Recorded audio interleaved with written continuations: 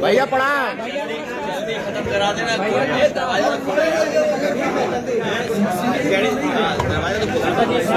अरे बैठे रहे, क्या करें भैया, बैठे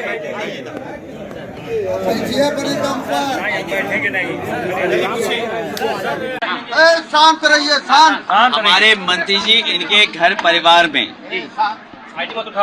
जो वैवाहिक कार्यक्रम है उसमें मैं शामिल होने आया हूँ और मंत्री जी का कोई परिचय नया नहीं है।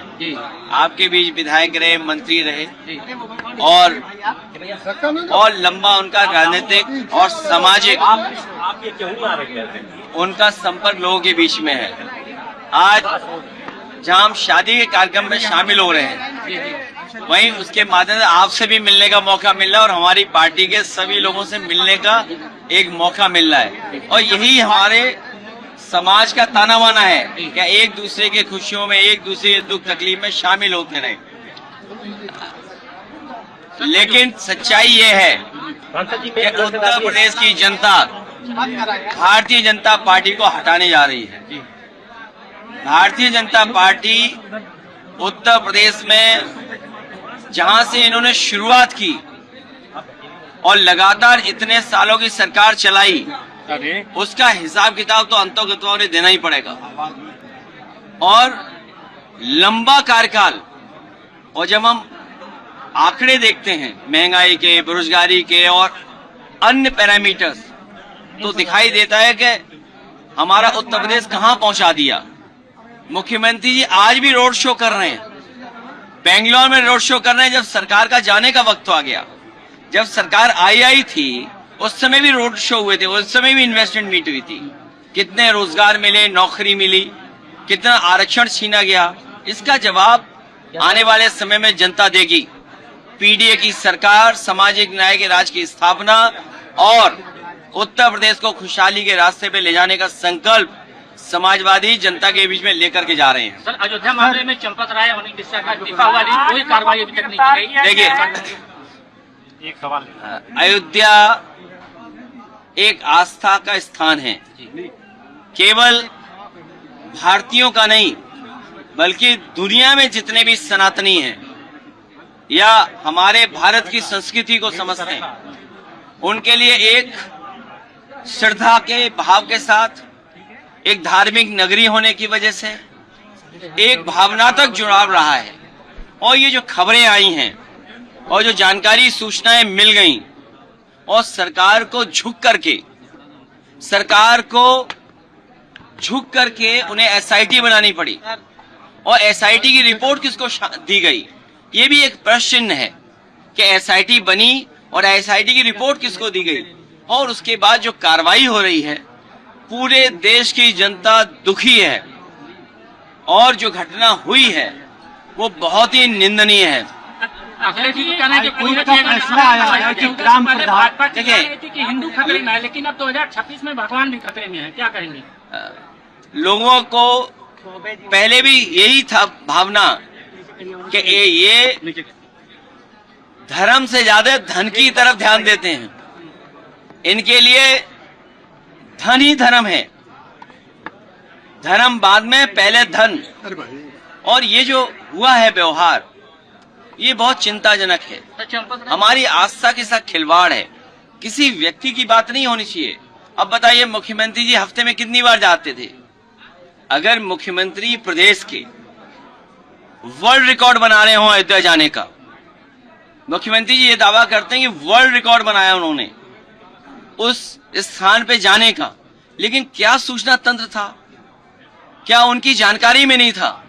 अगर ये उनकी जानकारी में नहीं था, जो पूरे प्रदेश में भ्रष्टाचार फैला हुआ है, या जिस तरह की महंगाई है, या जिस तरह के आम जनता को इलाज के लिए, दवाई के लिए तहसील में, थाने में जो फेस करना पड़ रहा है, तो मुख्यमंत्री तो खुद ही स्वीकार कर रहे हैं।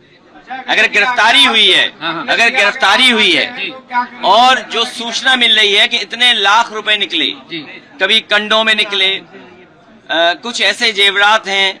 लोगों ने, सिंधी समाज ने आरोप लगाया कि हमने तो इतनी चांदी की शिला दी थी, रिकॉर्ड नहीं उसका। या आप मान लीजिए डायमंड दिया था, या गुप्त दान था। तो ये आस्था के साथ जो खिलवाड़ किया है, वो प्रभु श्री राम कभी उन लोगों को माफ नहीं कर सकते। तो सबसे हाईकोर्ट का अगला असर सरकार को हाईकोर्ट ने रोक लगा दिया की बात कर रहे हैं शासकों को आप, लेकर। सपा सरकार आएगी तो आप नहीं देखिए, बनाएंगे। प्रधान हमारी बहुत लोकतंत्र में सबसे प्राथमिक यूनिट है। जो लोग नवंबर में चुनावों की बात कर रहे थे, जो 1 नेशन 1 इलेक्शन की बात कर रहे थे, वो प्रधानी का चुनाव नहीं होने दे रहे हैं। सोचो, 1 नेशन 1 इलेक्शन कहने वाले लोग, या यूं कहें हम कि नवंबर में चुनाव कराने की अफवाह फैलाने वाले लोग प्रधानी का चुनाव नहीं करवा रहे। और सच्चाई तो ये है, हमारे प्रधान भाइयों का खर्चा बढ़ा दिया। अब उन्हें जब तक चुनाव नहीं होगा तब तक चुनाव लड़ते रहना पड़ेगा। राजधानी में सॉल्व है। आप लोग अगर मामला नहीं उठाते तो नहीं उठता। ये सत्ता में बैठे सरकार खुद स्वीकार कर रही है कि सीसीटीवी से छेड़खानी हुई है। सीसीटीवी से छेड़खानी तो हुई है, लेकिन सीसी कितना वसूला गया है? सीसी का मतलब चढ़ावा चोरी, सीसी का मतलब चंदा चोरी। जब सरकार खुद स्वीकार कर रही है कि सीसीटीवी के फुटेज में उन्हें 70 दिन में या 42 दिन में इतना देखने को मिला, तो आप इससे समझ लीजिए। और जो मुख्यमंत्री जी वर्ल्ड रिकॉर्ड बना रहे थे, क्या कह रहे, पानी का पानी हो जाएगा, दूध का दूध, पानी का पानी हो जाएगा। अरे भाई, कौन कह रहा है? हम तो कह रहे हैं सोने का सोना वापस कर दो, चांदी का चांदी वापस कर दो। राजधानी में आग लगने से और अहंकार देखिए आप, मुख्यमंत्री जी का अहंकार देखिए आप। हमारा साथी सही कह रहा है, कितने लोगों की जान चली गई। एक घर के बच्चे जो कमाने वाले थे, जो पूरा परिवार चलाने वाले लोग थे, उनकी जान चली गई। और मुख्यमंत्री की भाषा क्या थी कि भाषण मत सुनाओ। याद रखें, अगर एक माँ के साथ ये व्यवहार हो सकता है, आप लोगों के सामने ऐसा व्यवहार हो सकता है, तो सोचो पीछे व्यवहार कैसा होता होगा, हमारे अधिकारियों के साथ व्यवहार कैसा होता होगा। और आपसे तो छिपा नहीं है, एक चैनल पे व्यवहार तो आप सब जानते हो। शरद तिवारी का एनकाउंटर को लेकर सवाल हुई है सर, एनकाउंटर पर लेकर सवाल क्या चीज? तिवारी लोगों के मसाइल पे कोई चर्चा नहीं करते। चंदा पे आप कर रहे हैं बात। देखिए, मुझे पता है क्या बोलना है। तिवारी सर, और जो लोग